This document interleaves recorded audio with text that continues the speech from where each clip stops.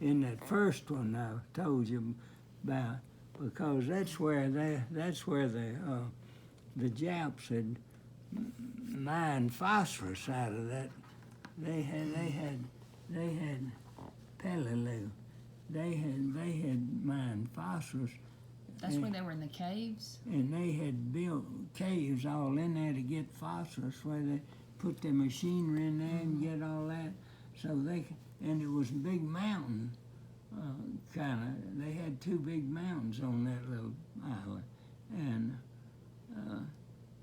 they could go in those, up on those mountains and get in those caves, and we dropped bombs and everything else in there. They just go in those caves and it wouldn't bother them.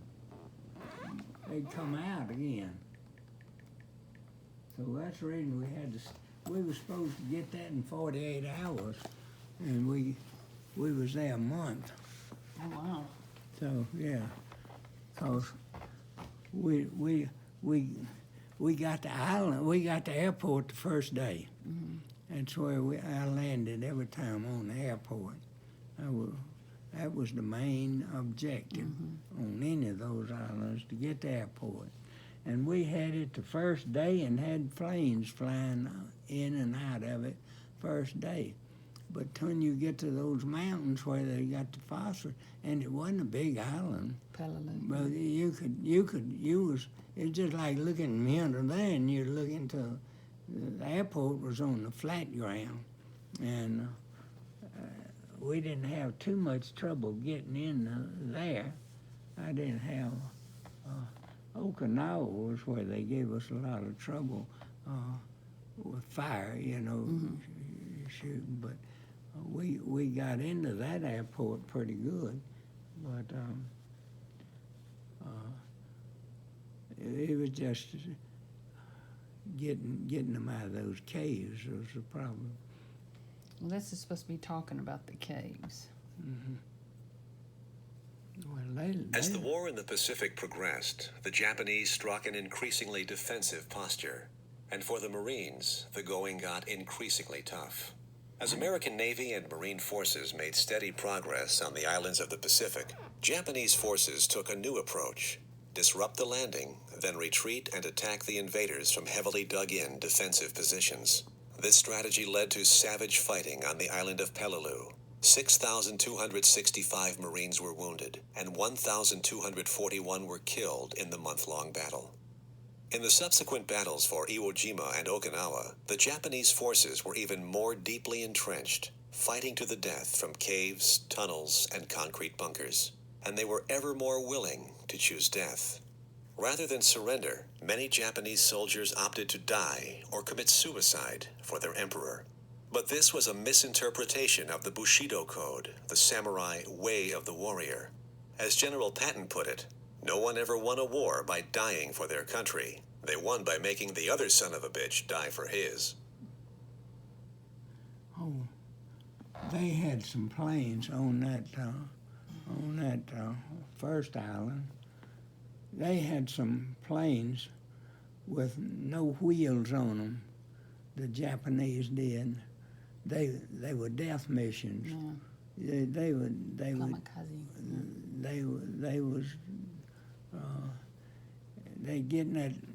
they never intended to come back. And what they would do, mainly, they wasn't after us on the shore. They was after the ships, because when they sink a ship, that was a biggie thing compared to. And when I was on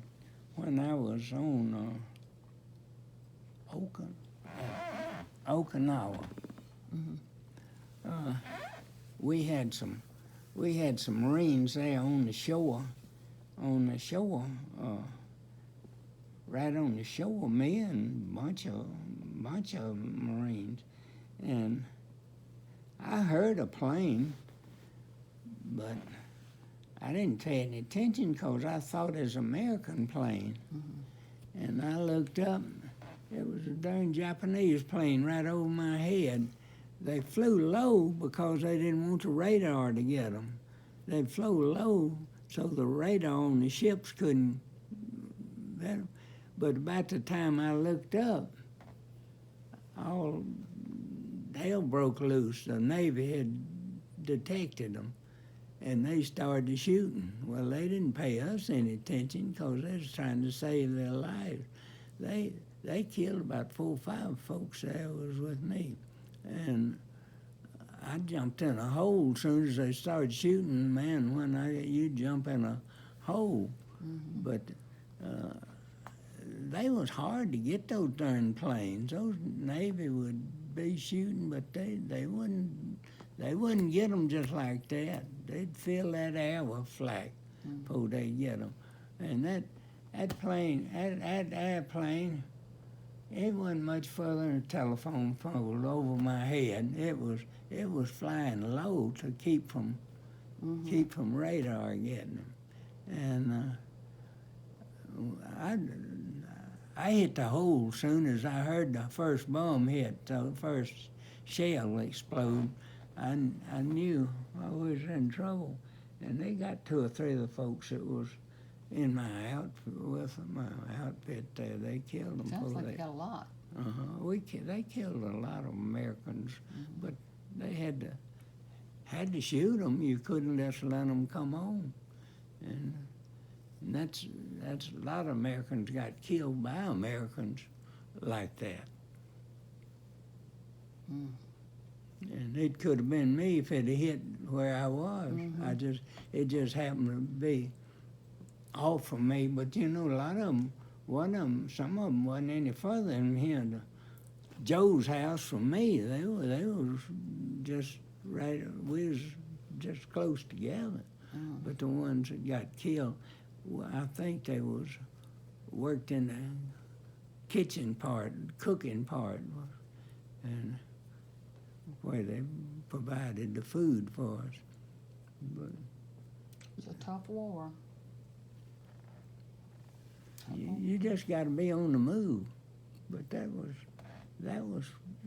fairly close, but it didn't hit me. But they wasn't after us, because if it would, he could have dropped something, hand grenade on me and got me. But they had their eye on that ship, though, that they was trying to get to, and if they could, when you get a ship, you get a whole bunch of people, and that's a biggie thing. You couldn't never get that many on shore, so they'd have to be all together, and we weren't together that much. I love your stories. You went through a lot of stuff. Some of it I may tell you wrong, but I'll tell you best I remember. But see, I wasn't in the first part of it, because it was a lot of stuff. It was a lot of ships down in there where I first told you I went.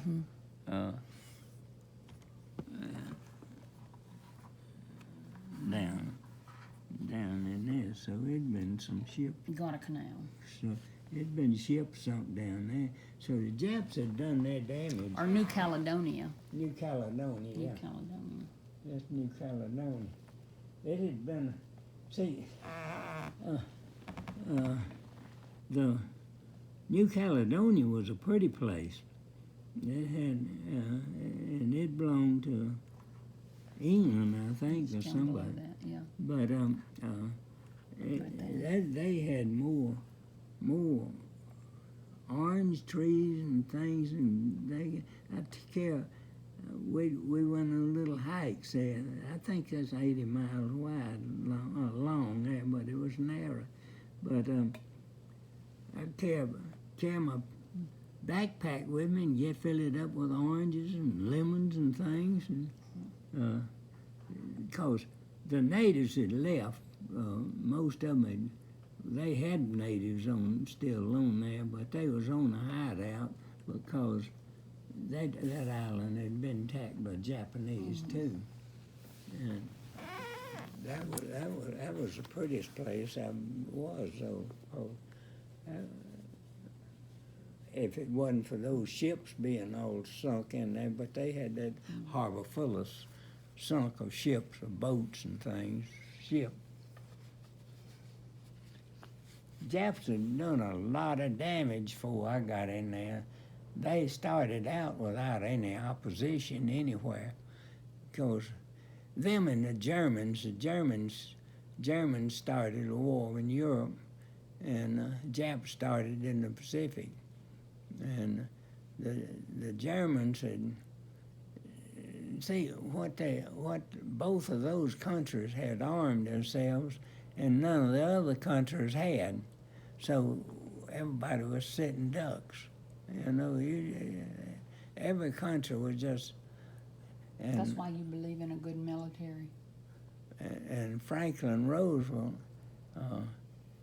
I think he did a good job of, because they shut down all the automobile places and everything.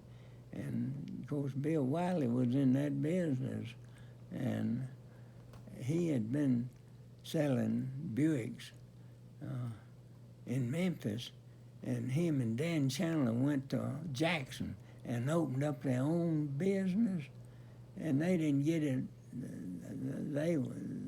They didn't get it going good before the war broke out, and then it was shut down, and they couldn't sell a car.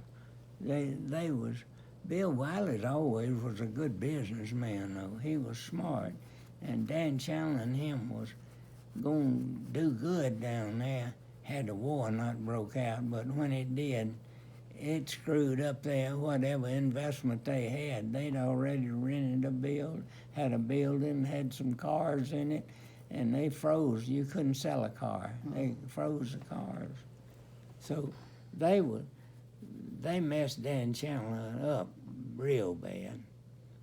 And Bill Wiley went back to Memphis and moved across the bridge over there into Arkansas, and he started buying up stuff that folks had and reselling it. And he always made money. He had a gimmick. He knew how to make it. Jack of all trades, huh? No.